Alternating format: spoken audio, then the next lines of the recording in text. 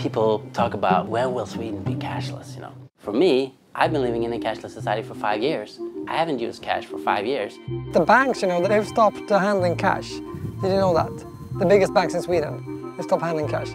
This is a development that takes place everywhere, and it is, I think, typically of Sweden that we are very much pushing for this. Sweden is fast becoming one of the most cashless places in the world. So much so that banks won't handle your cash. In fact, it's hard to find any business that'll take it. You have to pay with card or with a mobile app on your phone, the most common of which is Swish, which was built by the banks. That got me thinking about whether there were any places left in Swedish society where there was still the ritual of using cash. And what that means if the performance of literally giving something was made digital as well. And that led me to the Swedish church. My father used to give me some coins. Now you can put in the bag that comes around.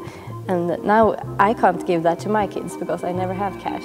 Now I have to show them the phone maybe, and now we blip some numbers here and then swish, it goes away to the church. In one way, if you want to make it a funny connection, I mean, doing it wireless might be more spiritually. I mean, the money just goes up in the air, and that might be some. I think the Swish makes it easier to give. I was, hallelujah. You pay bigger sums over the phone. First they put in the amount given in cash, and then afterwards we make a note of how much was given by Swish. Let's see here. It is actually 50%. Half, the half, yeah.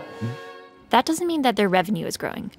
The Swedish church is funded by an optional tax. 59% of Swedes paid it in 2017. So on Sunday, the money collected is for charity work.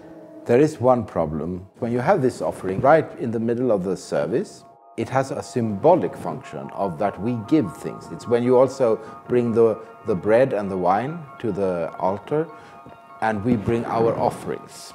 If no one gives any cash, you will have nothing to... But due to very practical constraints, one church in Stockholm is pushing ahead. Sundbyberg Church is the first Swedish church that's trying to go cash-free.